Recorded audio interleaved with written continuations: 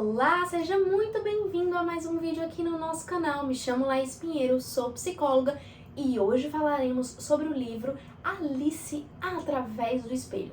Se você ainda não leu esse livro, eu te recomendo, que é uma leitura super dinâmica, super bacana e com certeza as reflexões que você fará nesse livro serão gigantescas, tanto para o teu pessoal como para o teu profissional. Todos os âmbitos da tua vida certamente serão atingidos positivamente ao ler esse livro.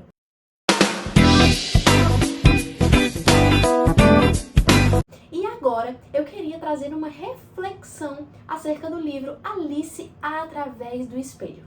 Bom, Alice, em sua história de vida, sente muita falta da ausência do pai e ela relata isso para sua mãe e para sua avó, que são as pessoas que moram ali com ela. Porém, a mãe e a avó não gostam muito de falar ali sobre a ausência do pai de Alice e sobre o fato do pai dela, especificamente. Mas isso não deixa de ser sofrido e sentido por ela. E isso percorre ali na vida de Alice de todas as formas. Além disso, para a mãe e para a avó de Alice, é muito importante que ela esteja ali nos padrões socialmente aceitos, que ela esteja, de certa forma, com uma alimentação super regrada, que ela tenha aquele corpo padrão, que ela verdadeiramente esteja ali, ok, esteja muito boa no seu corpo.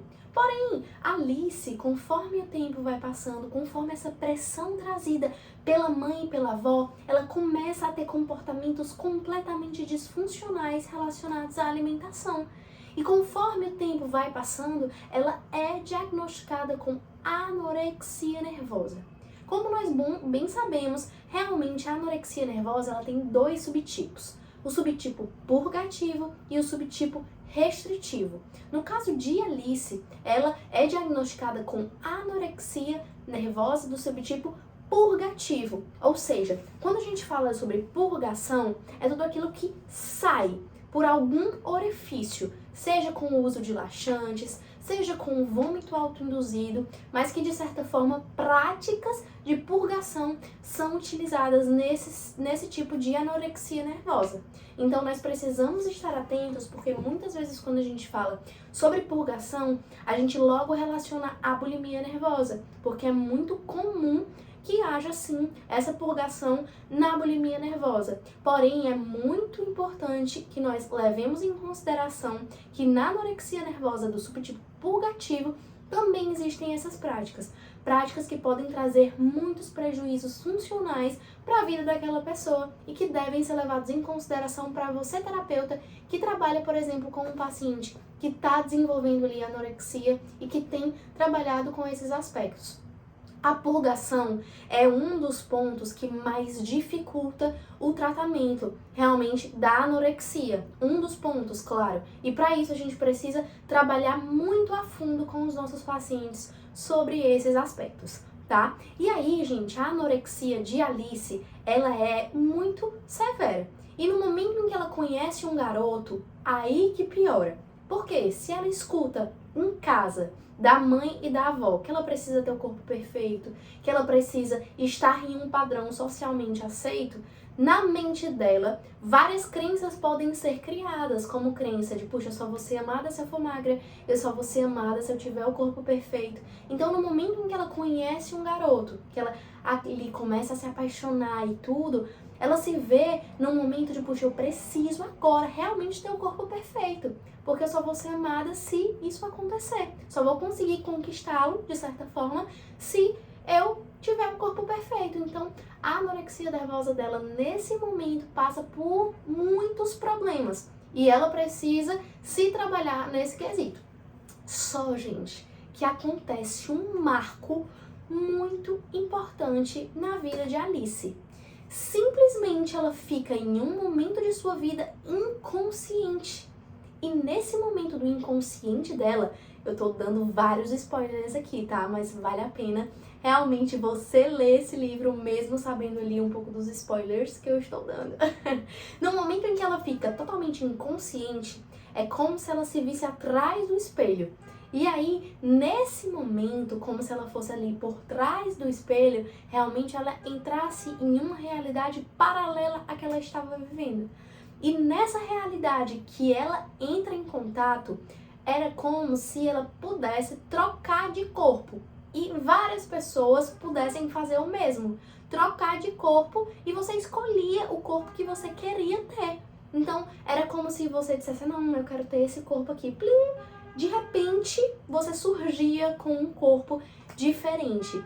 E isso, quando a gente vai trazer um pouco para a nossa realidade, para a nossa cultura, muitas vezes, é claro que a gente hoje não consegue, nesse momento de olhar para o corpo de uma pessoa e dizer, quero isso, e num passe de mágica, a gente troca ali pelo corpo de uma outra pessoa. Mas na nossa cultura, o nível relacionado à comparação, ele tá gigantesco. Quando a gente olha para a grama do outro e diz, nossa, aquela grama tá mais verde do que a minha.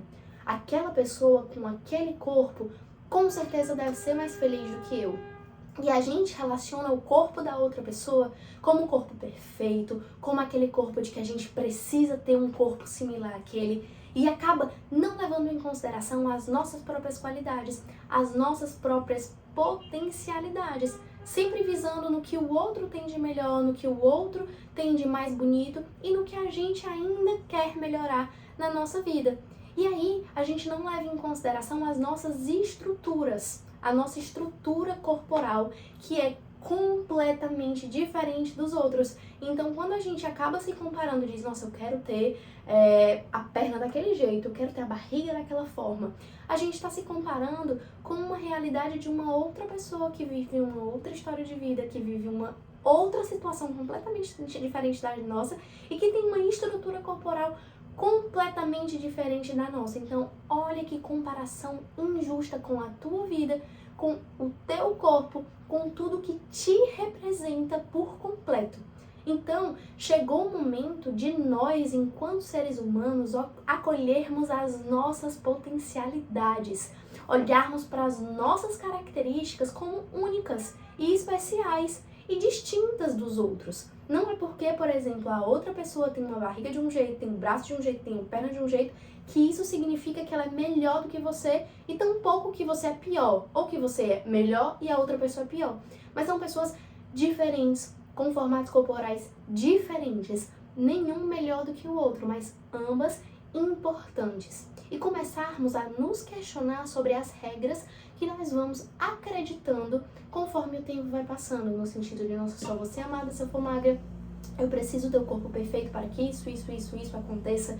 Quantas regrinhas dessas, conforme a nossa vida vai acontecendo, a gente vai pegando e acreditando mesmo nessas regras. Olha que injustiça com a nossa personalidade, olha que injustiça conosco acreditarmos que nós só seremos amados pelo corpo que nós temos, quando na verdade a grandiosidade que nos caracteriza é que merece ser amada.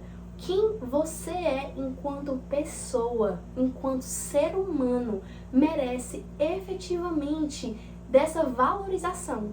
E aí, se Alice tivesse percebido tudo isso, de certa forma, com certeza no momento em que ela entraria ali naquele inconsciente e teria a opção de escolher outros corpos, ela não escolheria. Ela escolheria ser como ela é. Isso não significa que a gente não pode...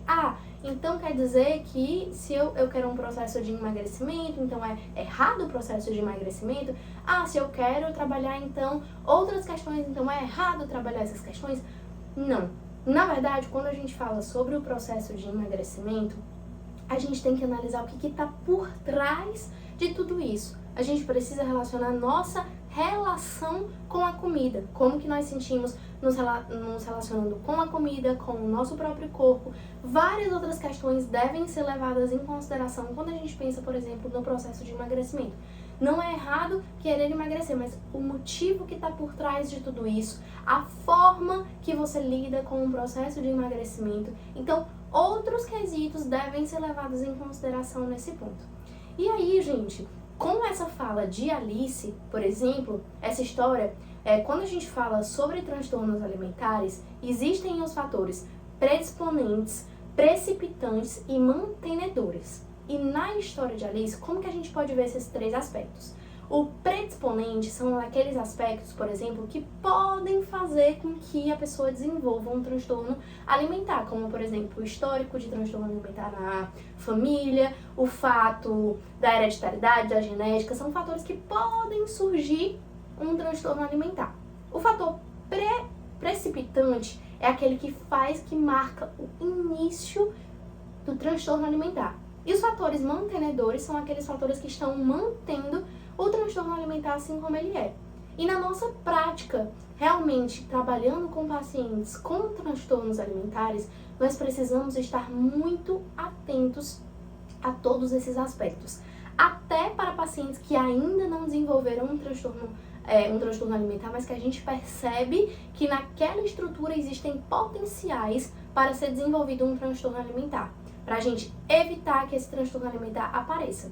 E se porventura ele aparecer, a gente precisa identificar quais foram os pontos iniciais desse transtorno alimentar e principalmente o que tem mantido tudo isso. Porque se a gente trabalha, por exemplo, os aspectos que podem vir a surgir o transtorno alimentar, se a gente trabalha os aspectos que do início do transtorno alimentar e não trabalha os aspectos que estão mantendo, é muito difícil. A gente precisa mesmo trabalhar com esses aspectos que estão mantendo.